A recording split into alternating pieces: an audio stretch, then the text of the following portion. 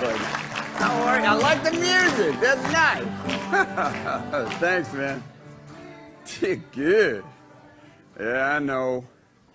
You're thinking, what the heck did I stay for an ugly guy like that for? They took my picture into Photoshop and cleaned it up a little bit, you can tell, huh? And I want to get it made right up front so you understand, so your mind isn't struggling with it over the next few minutes that we have together. Everybody that sees me, even total strangers on the street, they'll look at me and they'll stop me and they say, how do you get your mustache like that? And I just shoot straight with them right from the very front. I say, I dye this white. Baby. You gotta leave the mustache alone. Anyway, what a pleasure to be here. How many in the audience have heard me speak live before? Oh, I'm going to be preaching to the choir.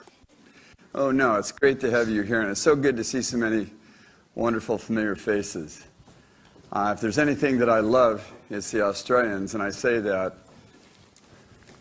from the bottom of my heart because I believe, honestly, that it's going to be the citizenship of the Australian people that can bring us back to some reality as we move into the 21st century. I feel like in the United States we've kind of lost it in so many ways.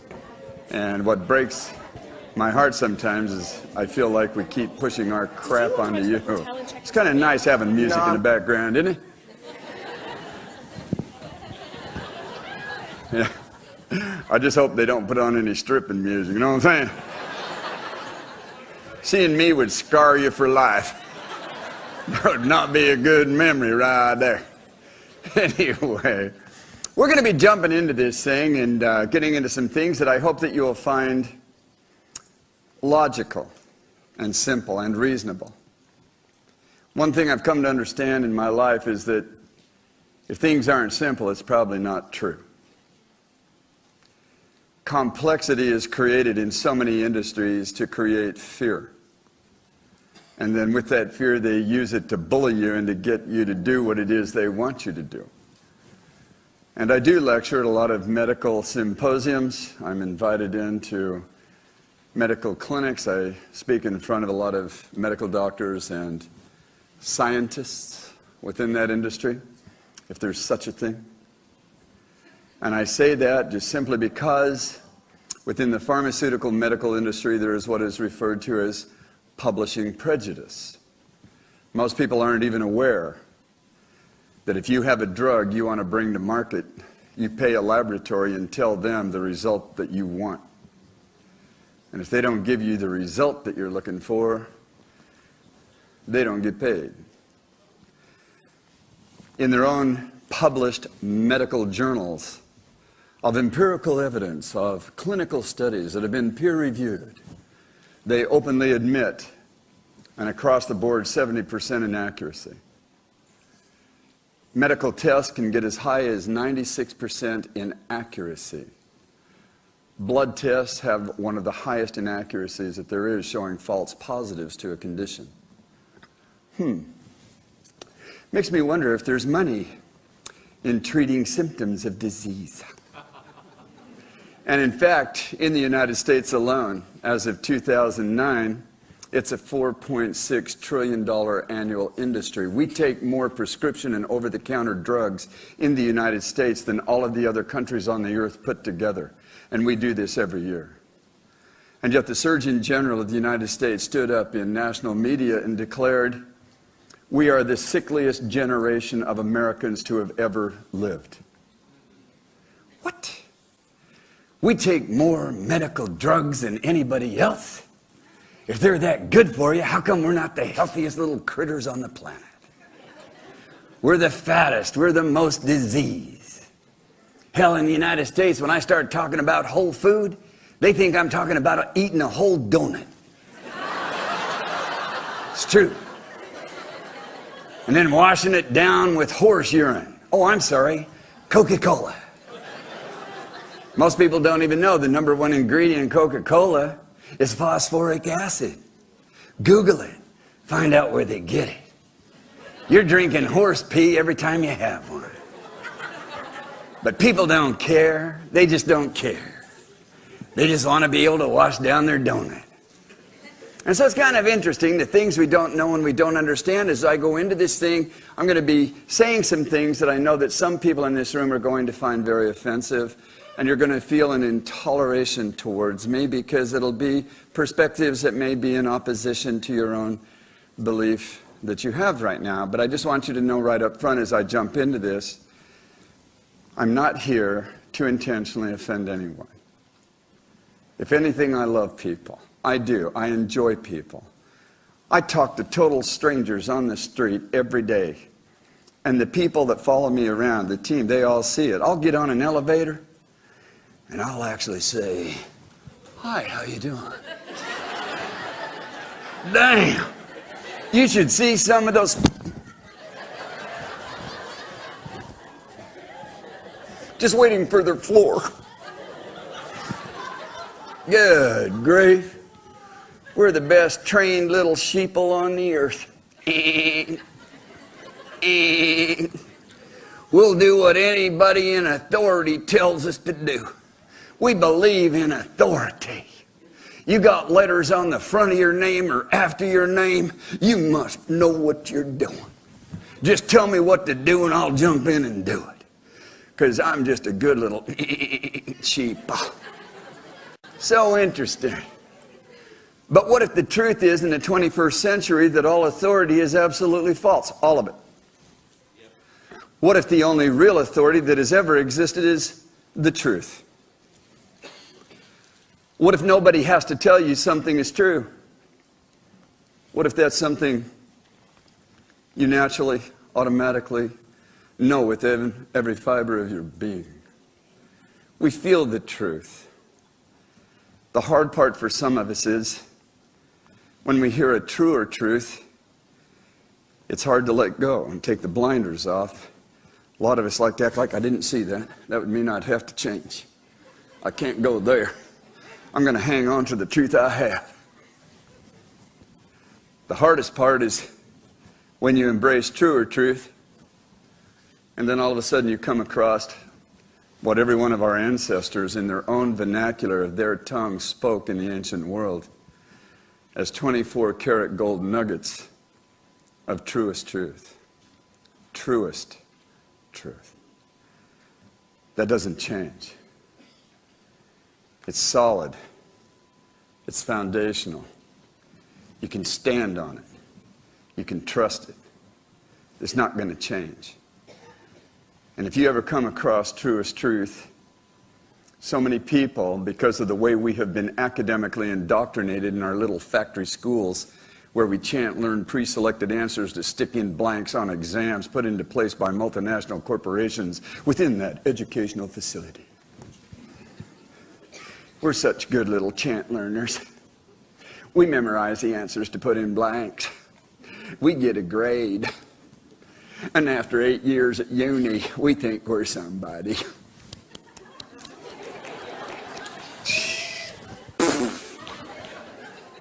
The word education means a deepening of insight. Look it up in a pre-1940s dictionary before the book burnings took place in every modern country in the world during World War II for a very specific agenda and reason. It's published in the Library of Congress in the United States and most of the collections nationale. Things went on in order, I believe, to get the support and the control of the masses. And so we're trained into certain things. And because it comes from authority, we think we know what they're doing.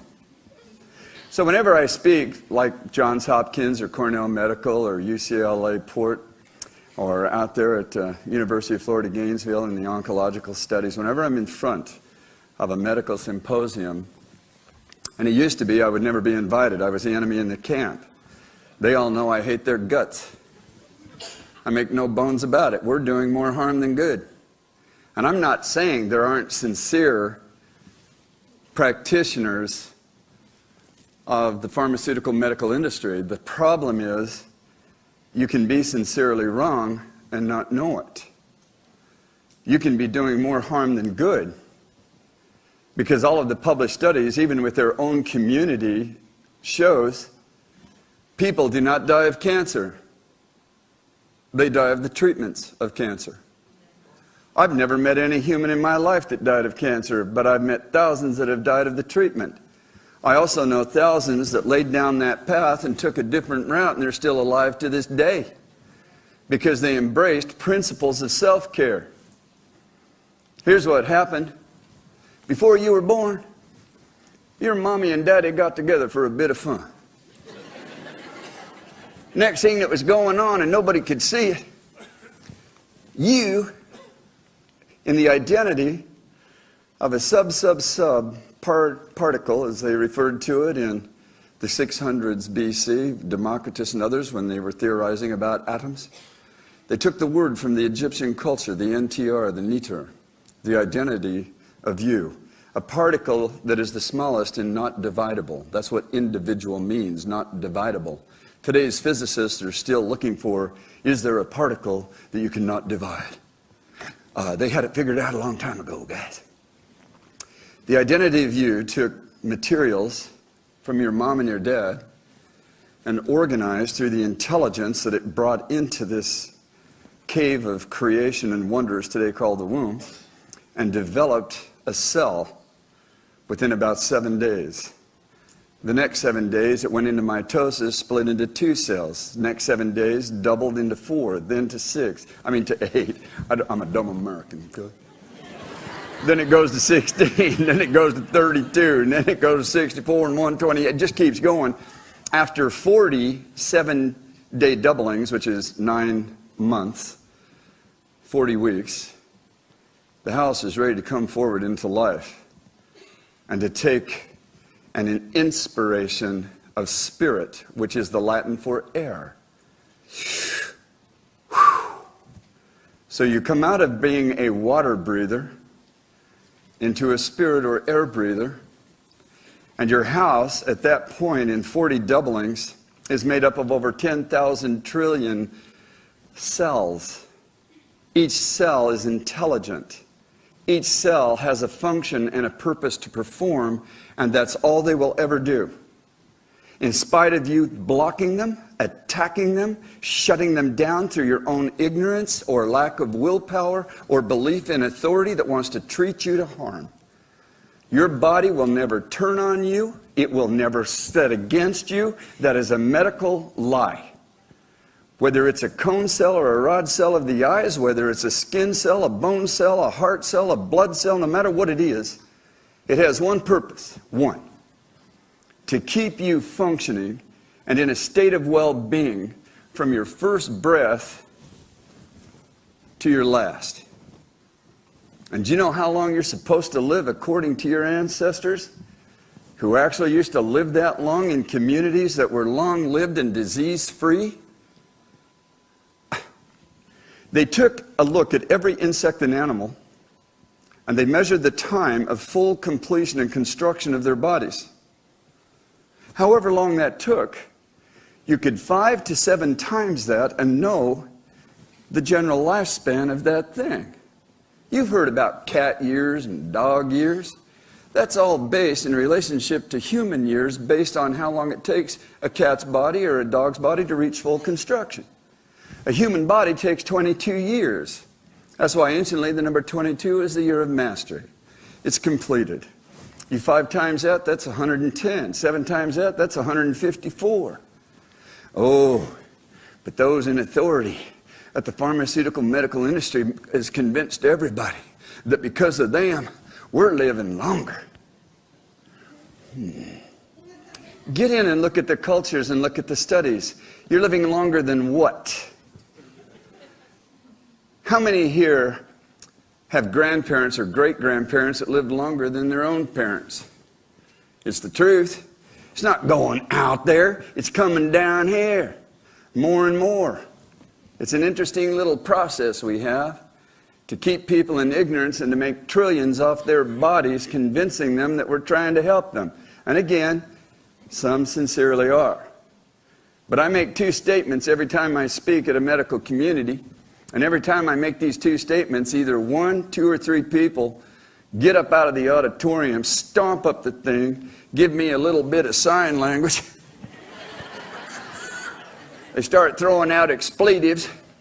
And they stomp out and slam the door. And then the rest of the auditorium is so cool, they typically give me an applause. And so I'm going to make the two statements. I usually don't do it in public, but here they are. Some of you have heard me say this. I usually don't throw it in, but I'm going to say it. For some reason, I'm compelled. Number one, 9 out of 10 doctor's office calls are made by people who do not have an organic disease. They have a simple functional disorder brought upon themselves through their own indiscretions or lack of willpower. These simple functional disorders will go away on their own within 3 to 7 days, 99% of the time. But you think you're broken. You've been taught.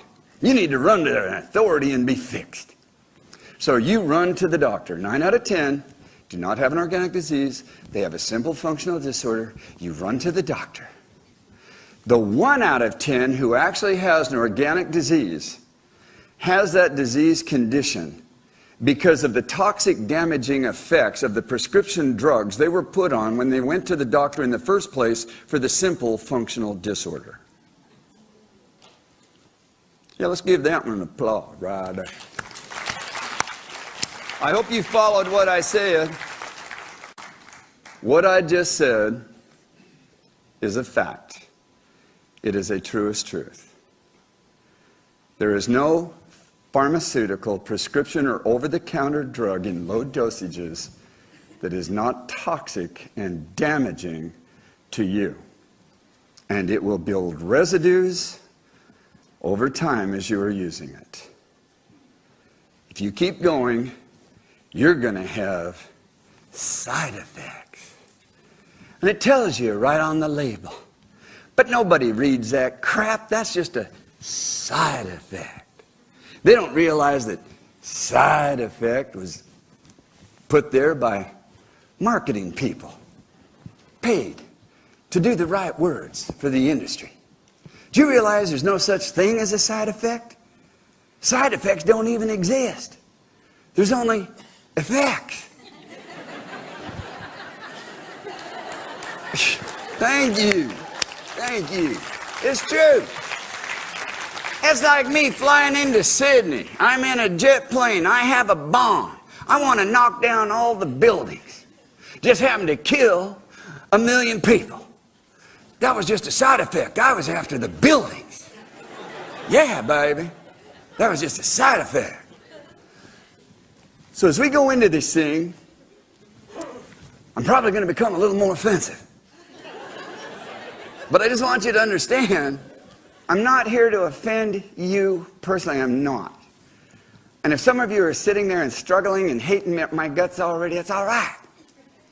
If you have to sneak out, sneak out. Don't yell at me. I'll have to wind up taking pain pills. That's not true. I just drink a couple of beers and laugh it off. Here's the deal.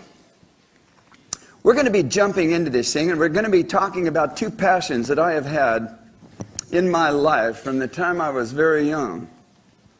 I call them the revolutions. I've been calling them the revolutions for about 40 years as being involved in the public in different ways. It's the revolution of self-care. It's coming. More and more people are waking up and realizing the powers of the autogenic, innate self-healing system of the human body. You're going to see this on my website real soon of a young kid, 17 years old, had his finger cut off at a construction site accidentally. He just jumped off the sidewalk to help a guy. Thing dropped, cut off his finger. He runs to the doctor. They want to do a surgery and do a capping and do the skin grafts. And he says, no, I'm not going to do that. And they're like, what, are you kidding? You don't know anything. You got to have that thing covered. He says, no, I don't. I don't feel right about it. Somebody that actually honored the intuitive knowing and would not let himself be bullied into something that his own mind, heart, and guts told him wasn't right. He even had to put up with crap from well-meaning others, such as his parents. And he said, I don't care. I know it ain't right. And then he said the most ridiculous thing you could ever say to the medical community. He said it to his parents. I'll grow my finger back.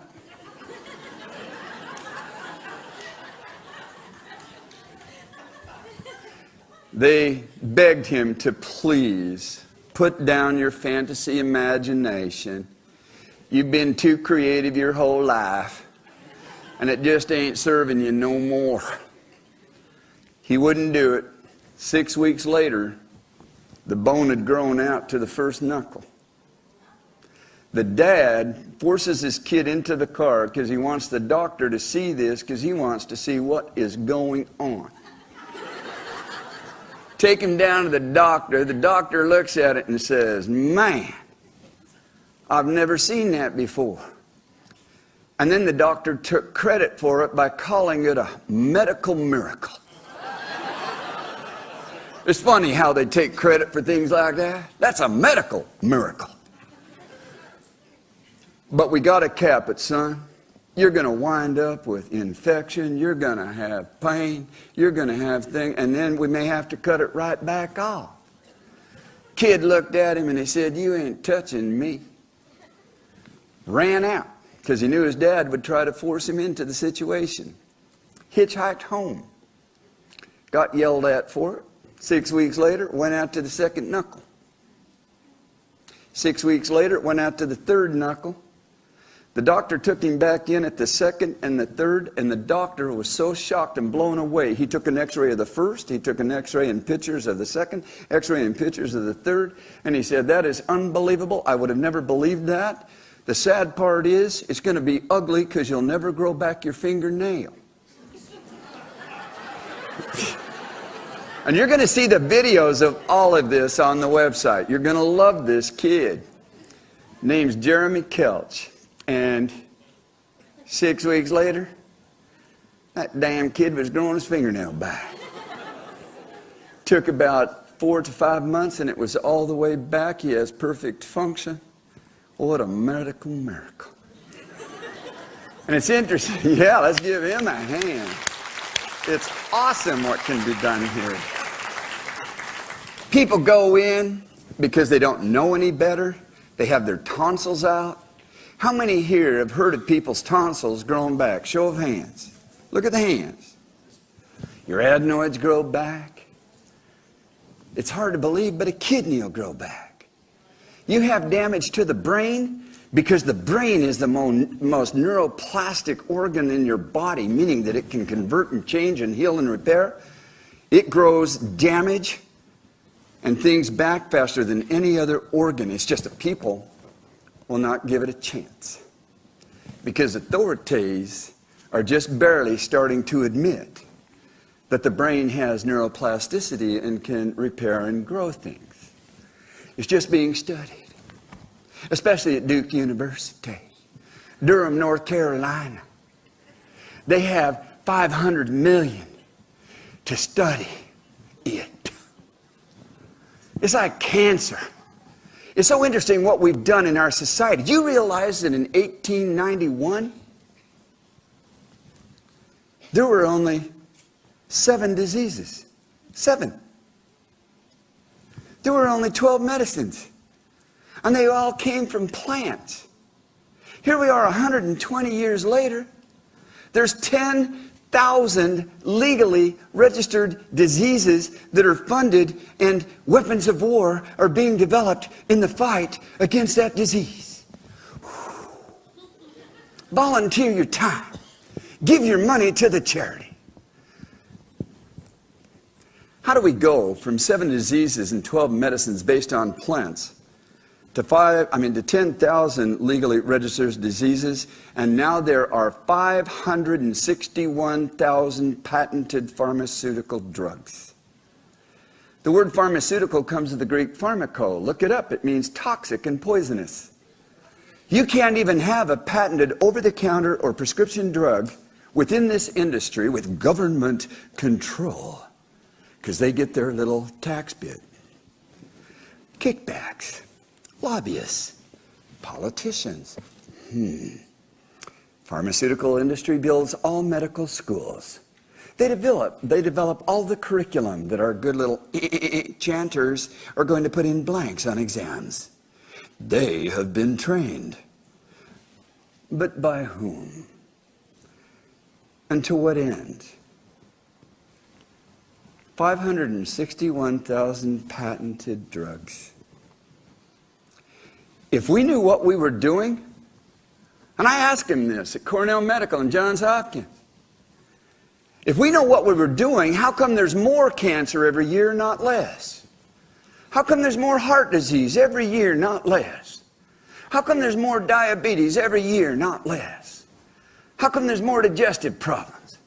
How come there's more joint replacements? How come there's more arthritis? How come? How come? How come? They don't know.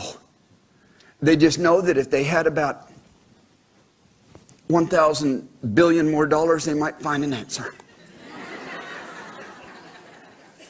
Give now. It is so ridiculous. In 1908 in the United States, 1 in 8,000 was diagnosed as having cancer. Here we are in 2009.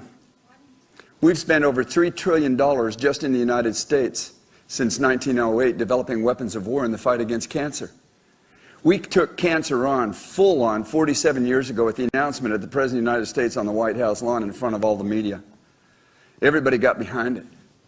The American Cancer Society is the wealthiest charity on the face of the earth. And not once has there been one cure for any cancers. There used to be one cancer. Now there's dozens and dozens and dozens. Interesting stuff to me. But if we know what we're doing, why is there always more, not less? And everybody has to fit this margin right here, right here. We'll give you a test. If you don't fit right here, there's something wrong. You're hyper, you're hypo, you're too high, you're too low, you're... And do you realize that everybody's body is different? No two people are alike. Do you know how? And this was exposed right in their own medical journals. It was even on the news. But that's what I love about news in America. Doesn't mean a damn thing. It's amazing to me.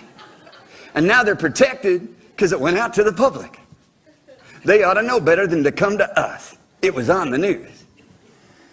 They got 1.5 million new type 2 diabetics, which is a false non-disease, published in their own journals.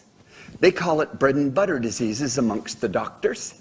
If you come in, we'll help you to be type 2. That way, I can get a kickback for the insulin that you're on, and it pays for my office and my staff. You think I'm making this up? High cholesterol, high blood pressure, type 2 diabetes, literally are referred to within the medical community in the United States as bread and butter diseases. How come? Everyone qualifies. Call your doctor, see if you qualify. We all want to pass the test.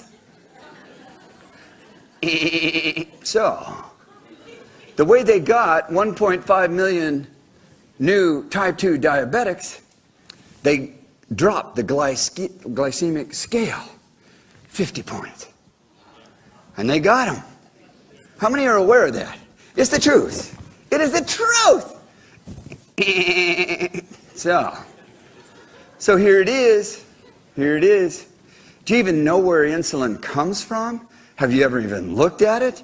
Do you see where it's synthesized, the process it goes through? It either comes out of dead pigs, dead sheep, mostly dead people. And you're putting it in your body? Why would you do that? Oh, no, no, Don, they're coming up with the synthetic one. Oh, synthetic. All right. I can't go too long on that. I got to do this. I want you to watch a video of a young girl that I hadn't seen in 22 years. She came to hear a little presentation I had done in a little town up on the Arizona border. I forgot all about her. In Las Vegas, just about 7 months ago, I was doing an event at the Hilton, and there's just a wonderful crowd of people.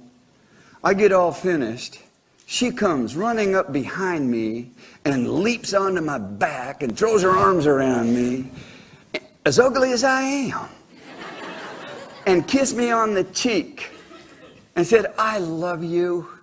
And I'm like, "I love you." You know, she gets down. I'm looking at her, and I'm looking, and she goes, "Come on, come on." I said,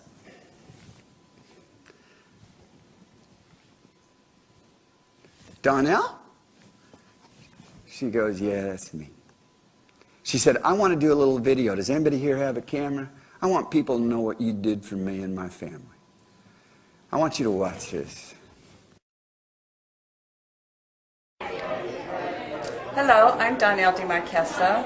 I am here tonight experiencing a wonderful reoccurrence of memory of the joyful experience that I had with Don Tolman over 22 years ago. At that time, I had just had the second surgery of melanoma cancer. I had had cancer a year and a half before and had surgery. I had a huge ugly scar on my leg. I went the medical route, not knowing much difference, and a year and a half later, I had a reoccurrence. And at that time, I had been using herbs and kind of was trying to get away from the medical scene, but really didn't know where to turn. It felt like my life was pretty much on its way out. And I was blessed to go to a health conference where Don spoke. And as he began to speak, lights literally came on as I sat in that seat. I sat on the edge of my chair, and as he spoke about this body being the temple and the beautiful way that the ancients taught to take care of this temple, to love this temple, to honor it, and that we were designed to live in joy, that we were designed to live in all of our magnificence. Lights literally came inside of me, and I knew without a shadow of doubt after listening to his speak that day that I could heal myself, that I would never have a reoccurrence. After the doctors had told me, one, I would never have another child. I could not take a chance of ever getting pregnant again because after having malignant melanoma, it changes the hormones, the melanin in the skin, and so therefore you don't survive another pregnancy. That was more devastating to me at the time than being told I had cancer. I was only 35 years old, and so when I knew I could heal, then the renewal of all my femininity came back too. And within 5 years, I did 5 fasts. I was guided by Don through changing. He literally went to my house, opened the cupboards, threw out everything that was plastic, threw out everything that was bottled, canned, packaged, and took me to the health food store and helped me make new choices. And his wife at that time was so generous to have me in her home, share recipes, and they helped me through my fasting. 40 days is what I would do. And I literally, it unfolded, this new health and regeneration came back to me. I didn't realize how sick I was as I regained the ability to assimilate food again and eliminate food again, and a whole new way of living came to me, and many, many blessings. And I am just so thrilled tonight to be able to share my story, that it's been 22 years and I have not had a reoccurrence. I have a 16-and-a-half-year-old beautiful daughter. I did remarry, and we have this beautiful young woman that has been vegan all of her life, and it's just been blessing after blessing. So I just had to share my story, and I feel really blessed and honored to have this opportunity. Thank you so much, Don Tolman. Let's give her a hand. Awesome.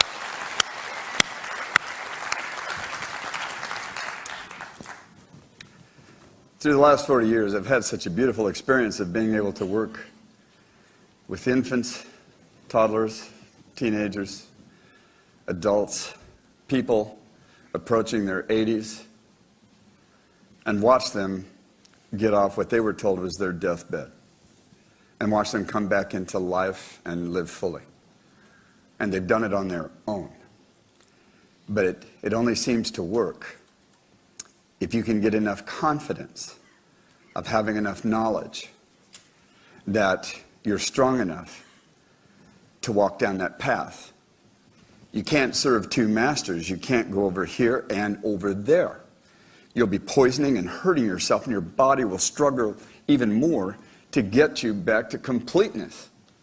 A lot of people don't realize that your cells love to run at an electrical energetic performance of full capacity.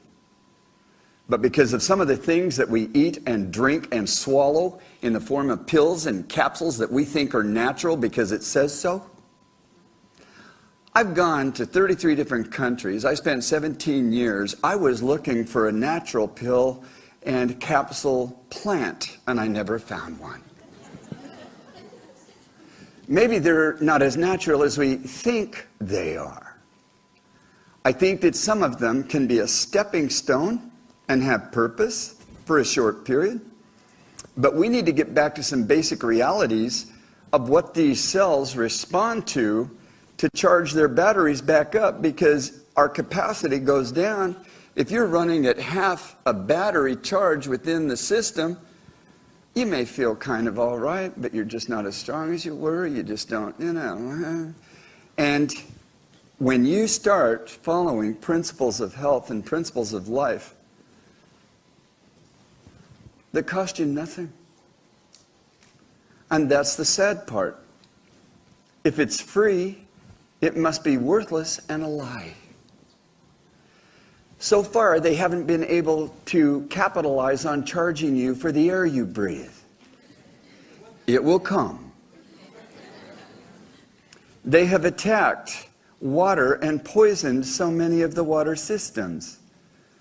They have attacked sunshine. Sunshine doesn't even cause skin cancer, and that's right in their own publications. The #1 cause of skin cancer is petroleum base and mineral oxides in sunscreen. Dr. Kenneth Nelder is a friend of mine. He's a president of the Dermatological Association of the United States. He blasted 3,500 of his own colleagues in Orlando, Florida at their national convention and said, would you please stop telling the media and your patients that sunscreen causes, the sun causes skin cancer. It is the sunscreen and a lack of fresh fruits and vegetables in the diet for too long a period of time. And again, these are studies that have been done that don't have a product to bring to market. If you're looking to use a product, and there's studies that are done to prove that it's safe and good, if I were you, I'd hold on to my money and run.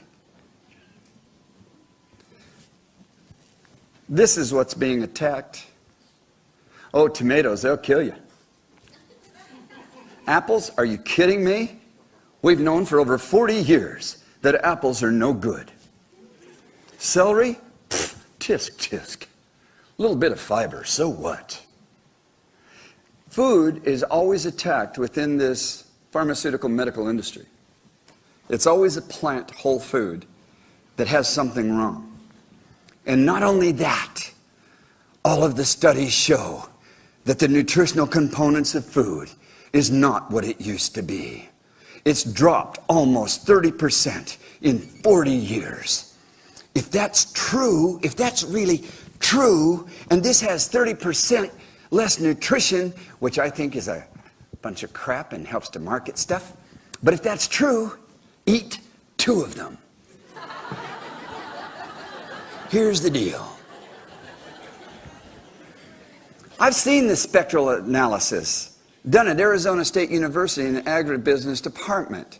And it saddens me that the United States Agricultural Department 10 years ago was taken over by the Food and Drug Administration. It's been messed up ever since, and it is packed with nothing but lies. And every director that steps up and tries to point it out, fired, or dies in an accident. True story. So this stuff here is attacked. Dawn, the rains came, washed all the good minerals out of the dirt. Our dirt's no good, therefore the food's no good. But I'll tell you what, I got this little bottle of pills. It's got every vitamin, every mineral, every enzyme. It'll balance your hormones. It'll give you a vitality you've never had before, and all you need is one a day. All you need is one a day. That way you can drink Coca-Cola and suck down donuts and you're all right. You got everything you needed right here in this little pill. Now listen to me, listen to me. Bobby, this circle right here, that's you. And if you go out and just get 2 more circles, you're going to be a wealthy man.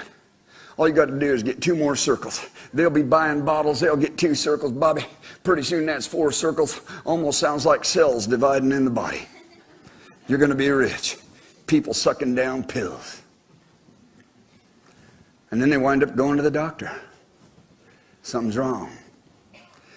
I got to cut this thing to the chase because we've had to shorten the time on this thing to help us get back on track for the day. So I want to do this. What if we could erase the mystery of disease right here, right now? Because every disease out there is a mystery, we are told. If we could just begin to try and understand the mystery of heart disease. Heart disease has nothing to do with your diet, according to specialists in the cardiovascular field. Cancer, we have no clue. It's just a mystery. Somehow you accidentally drew the cosmic lottery ticket for cancer. But come on in, we'll treat you. So what if we could just erase all the mystery? Because they use the mystery to create fear. And when you're in a state of fear, you have no power. And you cave in. And you just want to be fixed because you love your life and you love your family and you don't want to leave. So there you are. Here it is. This is how you erase the mystery of disease. But this is going to be so doggone simple for some of you that are so academically intellectual, you'll think I'm stupid. Well, I am. But here it is. People always say to me, Don, what's your credentials? I took the 3rd grade twice. You survived that, you can say anything you want. So here we go. Your body is nothing more and nothing less than a set of tubes. Your body is just tubes. Physically, that's all you are. The largest tube in the house is the alimentary canal. It starts at the mouth, runs all the way through the building to the back door. They used to call that the river of life or the river of death, depending what you were floating down the canal. Your heart is 2 million tubes. It's a plexi or a gathering. There's 250,000 miles of tube that run off the heart all through the house. One lung will cover an entire tennis court in tubes. There's over 1 million tubes in your kidney. Your bones are tubes. They're hollow. And what makes up that hollow structure is hundreds of thousands of little tubes that give us strength and flexibility.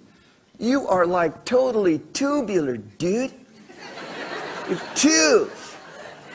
And if that's true, and it is, that means disease, which comes to the word discomfort, dis-ease, I am uncomfortable.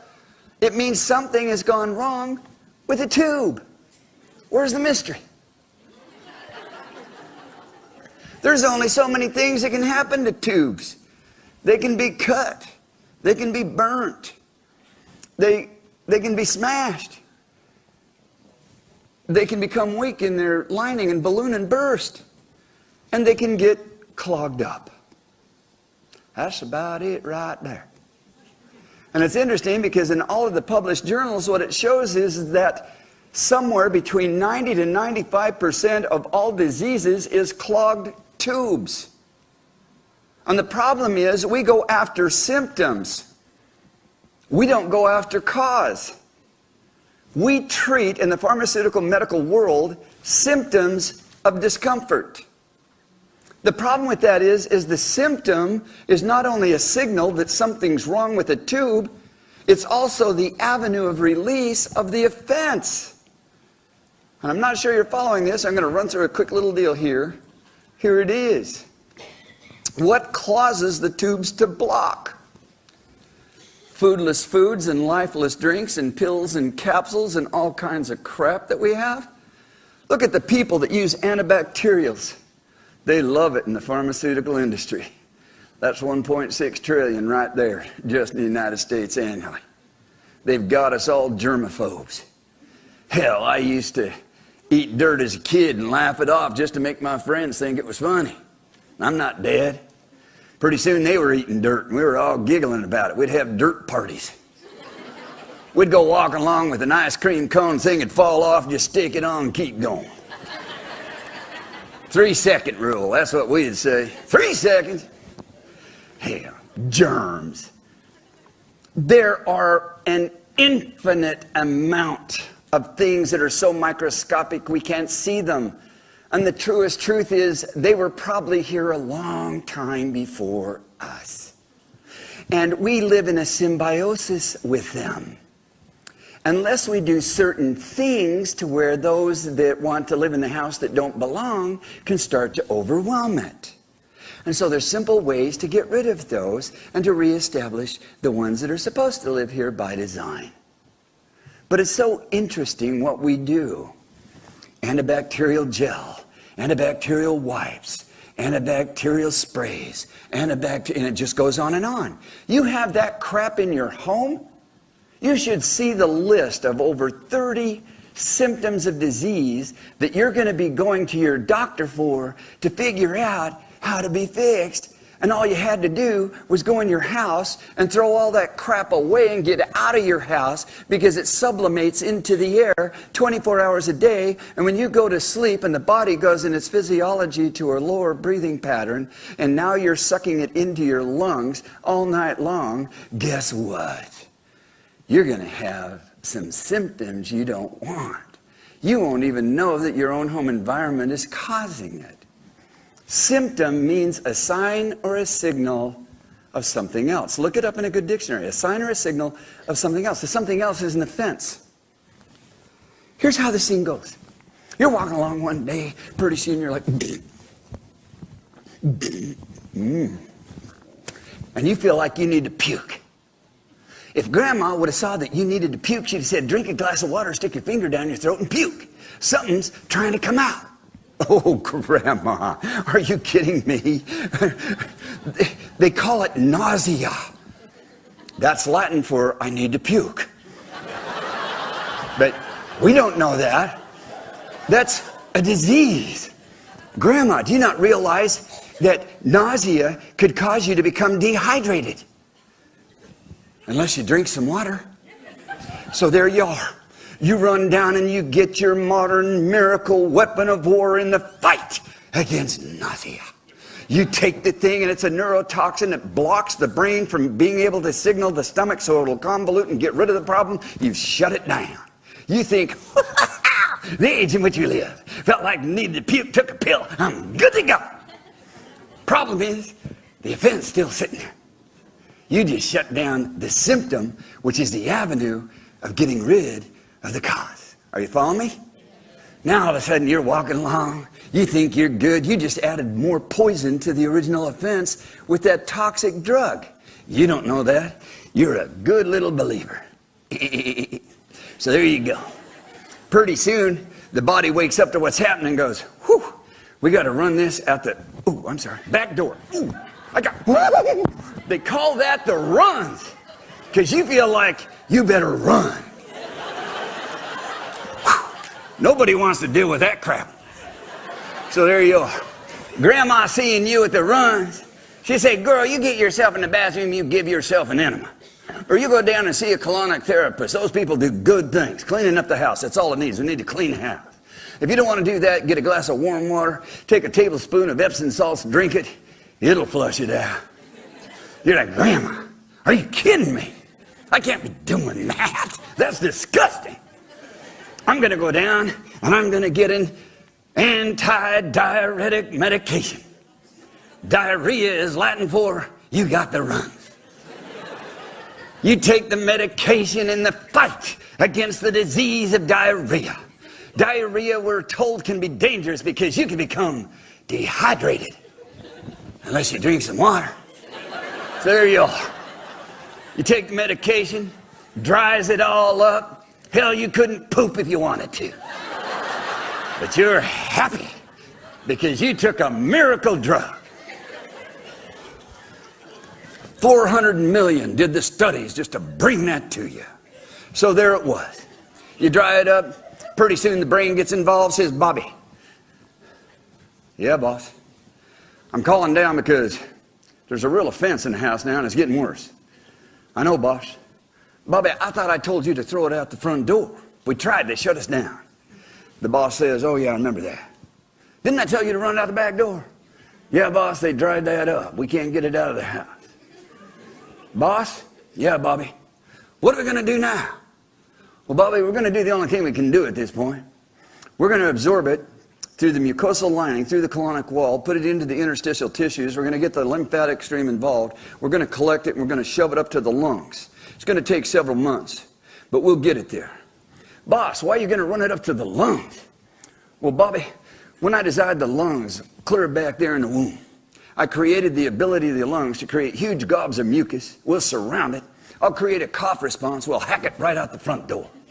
Bobby's like, I like how you think. So there it is. Several months later, you're walking along, coughing. You have lung congestion. You have a cough. Grandma seeing that and say, okay, that's it. You're staying home. This is going to take 5 to 7 days. You're going to rest. You're going to drink hot water with fresh lemon juice and some raw Australian organic honey. And it'll clear it out. And it does. Oh, Grandma. God, you are so silly. You're just old. And you run down and get your new weapon of war. You get anti-lung congestion medication. You get anti-cough syrup. You even get some real sweet cherry-flavored cough lozenge that you can just suck on all day. And after a while, 5 to 7 days, seems to clear it up. Boss called down. Bobby, they shut us down again. Yes, boss, what are we going to do? I'll tell you what we're going to do, Bobby. We're going to have to try to run this whole mess out of the largest organ of elimination and getting rid of stuff that we have. What's that, boss? The skin. It's going to take a year, could take a year and a half. Pretty soon, you're going to have welts. You might have rashes. You might have eczema. You might have psoriasis. You might have a boil. You might have pimples. And you're going to think it's some kind of a mysterious disease, because that's what they're going to tell you it is. Grandma seeing that crap say, okay, here's what you do. Just cut a fresh lemon, put it all over that rashy, scaly, itchy area. Do it about 6 times a day. And whenever you can, get out there in the sun for about 20, 30 minutes, and it'll heal it up. And it does.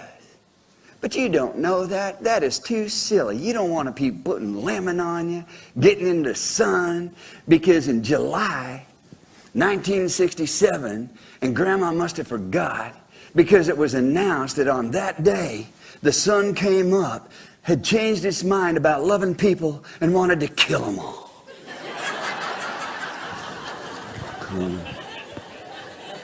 There's one. Oh yeah, baby. The sun's there to kill you now, people. So, there it is. You avoid that. Over time, you run down and you get your steroid topical creams. You start rubbing it on. It doesn't let the crap out of the body, and it's always trying to, the tubes are trying to clean the house. That's what they do. That's how you stay healthy and vital and alive, is venting, cleaning. You vent 24 hours a day. When you breathe in and out 20,000 times a day. You're venting metabolic waste. It turns it into gases, spews it out, takes in fresh gas. Go down and get some more crap, throw it out. That's the number one venting you have. When you sweat, oh, I'm sorry, girls, they glisten. So, when you sweat, when you perspire, you're venting. You're cleaning the house. You're supposed to. You wear antiperspirant. You're going to have lumps. You're going to have problems. You're being set up. Google it. So then, what's going on is when you need to puke, you're venting. Diarrhea, you're venting. Stuff coming out of the skin, it's venting. You're having pain, your body is preparing for venting. It used to be called prevention. Now, prevention is a medical program for early detection of disease. Come on in early. We'd love to treat you early. We'd love to treat you 80% of the time when you don't even have a problem. That's about as early as you can get. Right there. So there it is. It used to be called fluing. You build a house and it's got a chimney, you got this little thing you open up if you build a fire so it'll flue. It'll vent. You follow me? If it's cold weather, you shut the flue so the cold air which sinks doesn't come down into the house. That's the flue. Oh, but darn. Flu's a disease. You get nauseous. You get diarrhea. You get headaches. Yeah, that's right. The body has to clean. That's what it's doing. But we treat it like it's some hideous, mysterious monster thing. Some bug floated in from some foreign country. And it's there just to get us. And it's so interesting how all of the flu seasons follow the Chinese calendar. Because that's where most of the vaccines come out. And you know about it. 2007, it was a year of chicken. We had bird flu. The next year was a year of horse, so we had horse flu. 2009, it's a year of the pig, so we got swine flu. I'm a little nervous about 2010 because it's the year of the cock.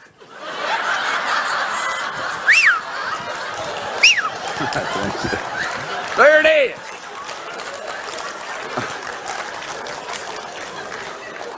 You suppress crap trying to come out your skin.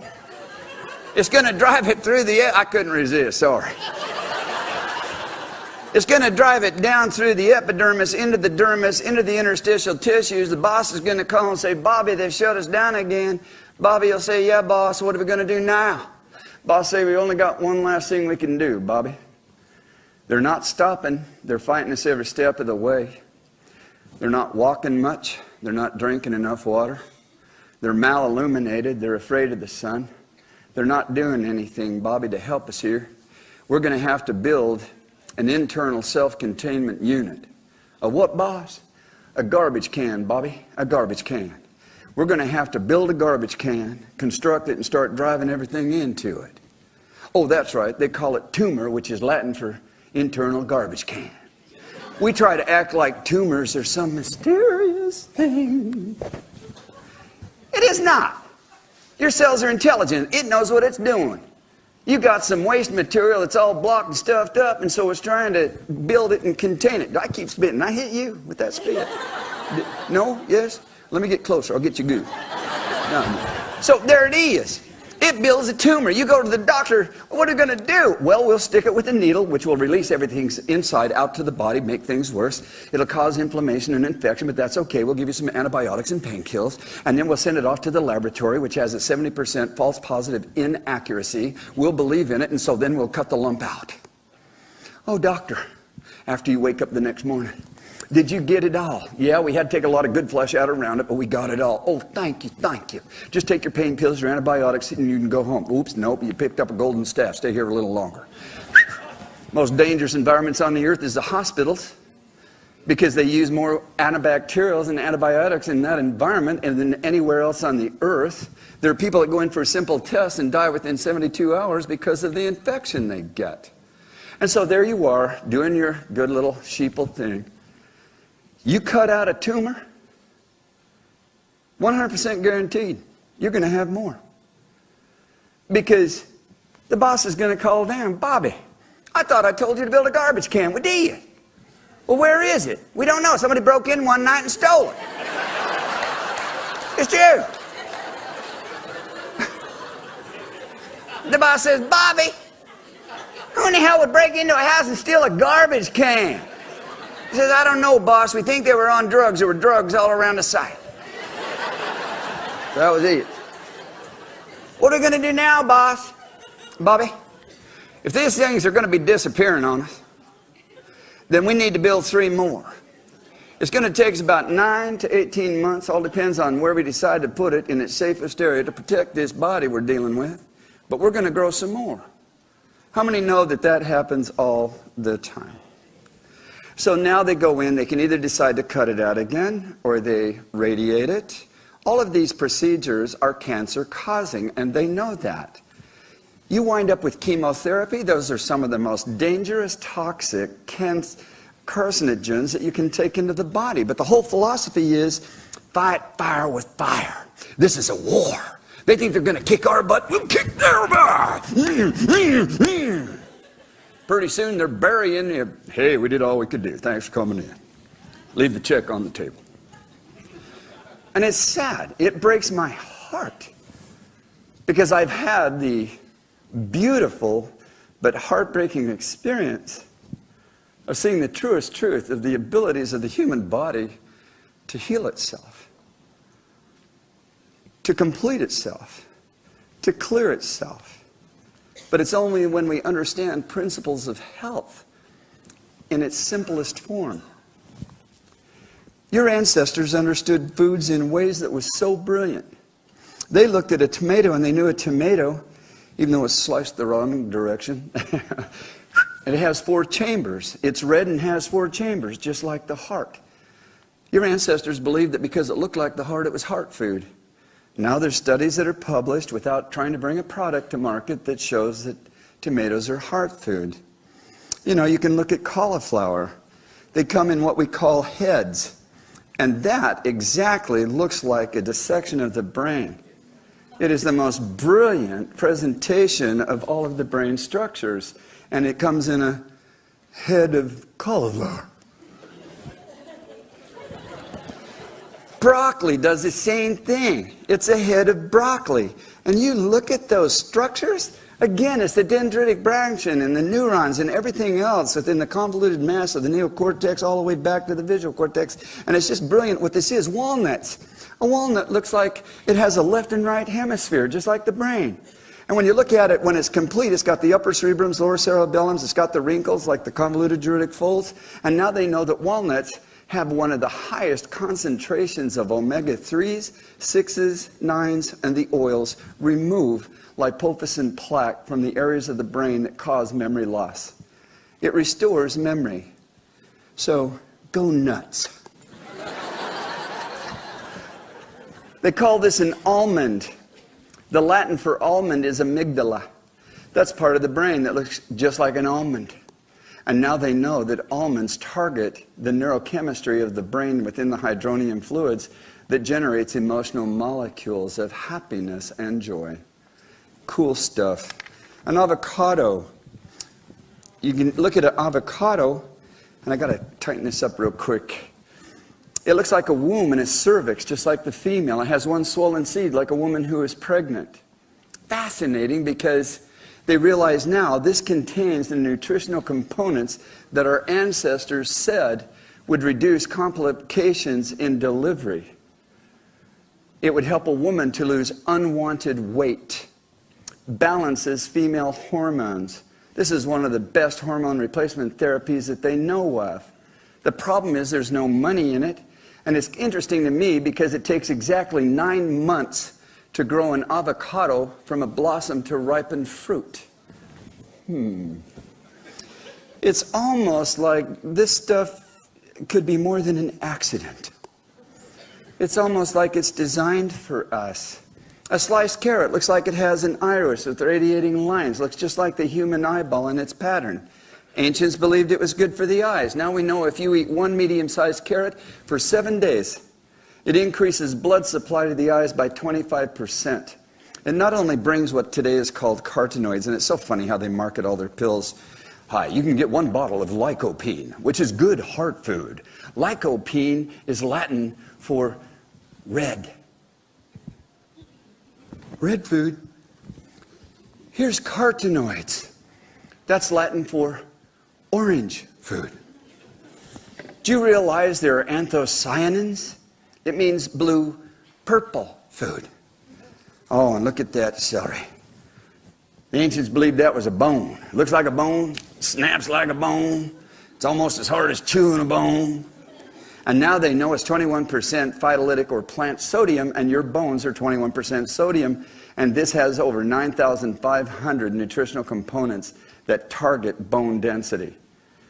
Cornell Medical, in their own published studies, they tested it on 1,500 women that had aggressive stages of osteoporosis. They did no treatments, got them on nothing but raw food, got them walking and eating 3 to 4 stalks of celery this size. Every single one of them within 9 months had remissed their osteoporosis. But this is published, but no one gets into it. There's no money in getting it out there. So that's what I'm doing. Here's what this comes down to. I've been involved in this revolution for 40 years.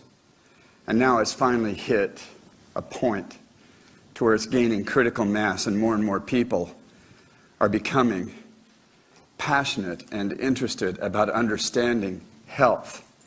If you want to understand disease and death, study disease and death. If you want to know about health and life, study health and life. There were 3 infinities that our ancestors understood in every culture. They had different names, but in one culture it was called gnosis, praxis, and telecus. To know, and to do, and to be.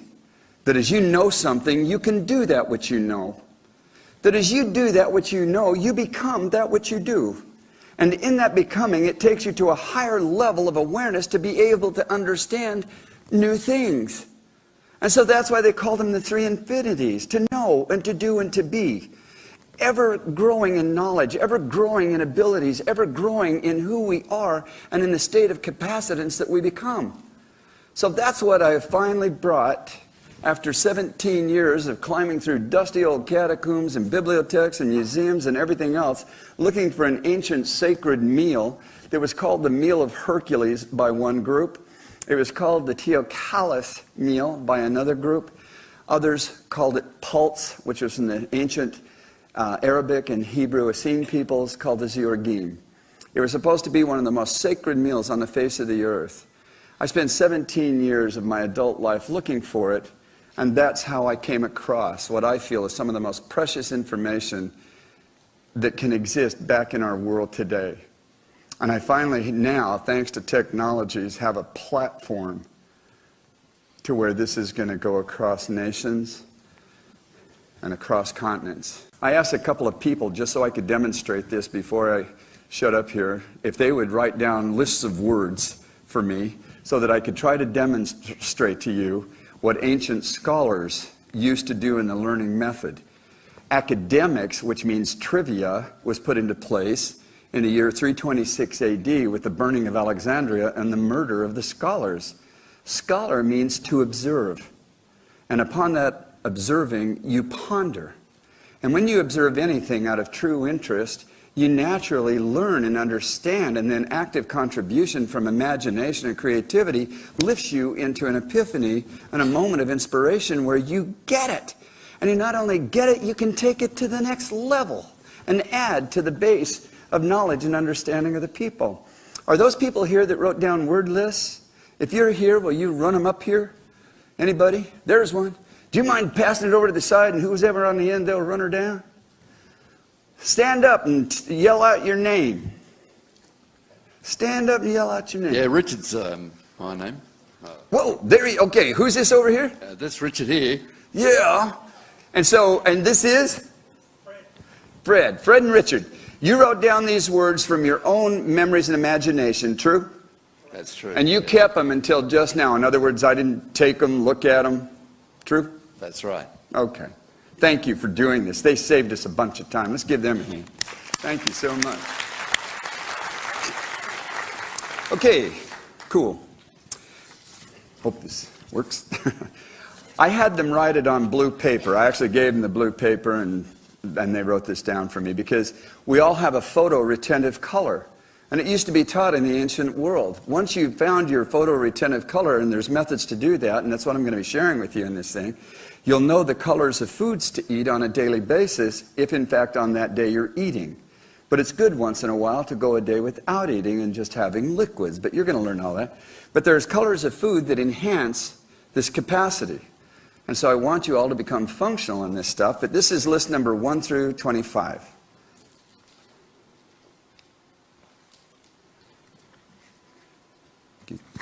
And this is 26 to 50.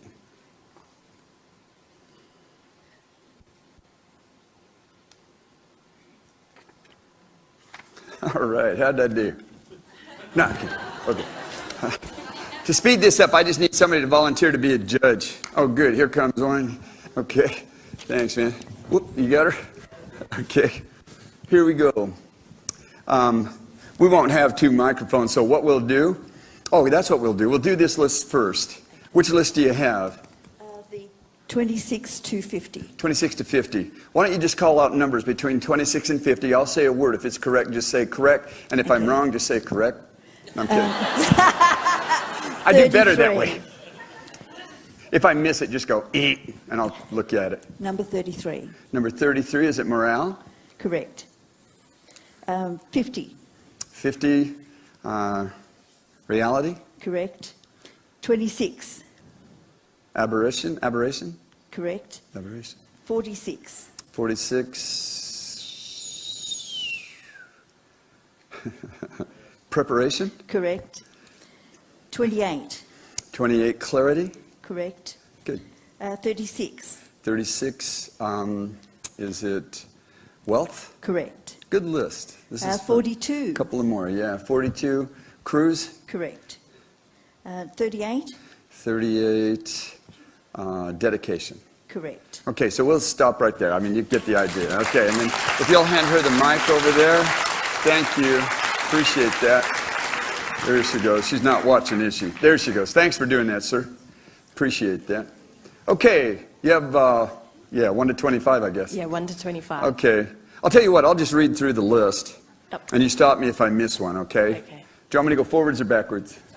Okay. Backwards. Backwards. Here we go. Zif nof mof wifnia, schnof mof mof. You guys are smart aleck, man. You hang in there now. Okay, here we go. Get my picture. 25 trees, 24 lights, 23 fax machine, 22 handrail, 21 economy, and down at the bottom, 20 is planet, 19 health, 18 money, 17 spirituality, 16 wealth, 15 relationships, 14 bus, 13 doors, 12 women, 11 cars, 10 food, 9 kids, 8 play, 7 work, 6 sex, one of my favorite things. Bad joke. Number 5, family. Number 4, carpet. Number 3, plants. Number 2, table. Number 1, ocean. Got That's it? right. Okay, Correct. thank you. Thank you. Thank you. Appreciate it. I don't get sick. Everybody that knows me knows I've never been sick. I'll get the sniffles about every 3 to 5 years. Lasts about 3 days, gone. I just suck on salt rock. Oh, that's right, salt will kill you. Please. So, my kids, and I don't know what kept happening, but I have 12 of them. I think that's why I said number 6 was my favorite one, you know. So, they were born at home. They've never been immunized. They play in the sun. They don't use sunscreen. They're healthy. They're athletic. They're just brilliant, wonderful, happy people. And all of that, and never having been to a doctor in their entire lives. They've never taken an over-the-counter prescription medication. They've never sucked on one supplement ever in their lives. How can this be? I want you to learn and find out why. Some of the biggest thrills of your life is when you hear about people that have overcome some very debilitating things. And they've been able to do it because of the knowledge that you've been able to present to them. I've had the wonderful opportunity of helping just a little over 36 people in wheelchairs that were told they would never walk again the rest of their life. They're up and walking and running. Sam Best, an Australian mountain biker, we have his video. We don't have it here today to show you, but it'll be on the website. He broke his spine in 3 places as he went down a cliff of, I don't know how many, like 100 meters or something, smashed into the rocks. They had to helicopter him out. He broke his back in 3 places, busted ribs, his collarbone. They told him he had to have 3 titanium rods, then he'd be in a wheelchair the rest of his life. And he got me on the phone with his wife, wanted to know what I felt he should do. I explained it to him. 3 weeks later, they strapped him up because he wouldn't allow them to treat him. And he walked out of the hospital, went home, healed on his own, had no surgeries, nothing. And he's back riding, and that was just 9 months ago. He's back riding a bicycle and doing. You'll see one girl, Jennifer Ritchie, told she'd be quadriplegic, then told she'd be paraplegic. They cut her spinal cord in order to save function. They had to lose function. Told she'd never walk. And then in the end of the 8-minute video, you see her running up a hill with her children. And so there's things here that we have been indoctrinated to think is a certain way. And it's time in this age to begin to question and to use our intuition, our imagination, and knowledge and experience once again, and rediscover this. I was invited into 3 different collections when I was out looking for that sacred meal for 17 years and put on 4 million air miles. I lived amongst different cultures to learn the wisdom of what they were doing. The Vatican granted me special dispensation to see their collection, which most people never see, not even archaeologists. I spent weeks and weeks in there. I came across a scroll in a ceramic tube. I lifted the thing out. It was a bunch of pages they had put together, and I looked at this thing, did a translation of it slowly using lexicons in the Hebrew and Aramaic, and it was literally called Gaia. Some people say Gaia, but it was originally spelled G-A-E-A. And the title of this thing was A Mother's Call. And it literally spoke about men and women who were losing their health and they didn't understand why. And they went out and left the community they were in because they were afraid that they may make the others ill. And then they hear a voice speaking, and it was the Mother Earth. And at first you would think this is just a fantasy. They're just making this up, and whoever wrote this thing. But as you go into this thing and see the brilliance and the wisdom and what they learned about the sun and about the earth and the air and everything else in it, it's just moving and precious and brilliant.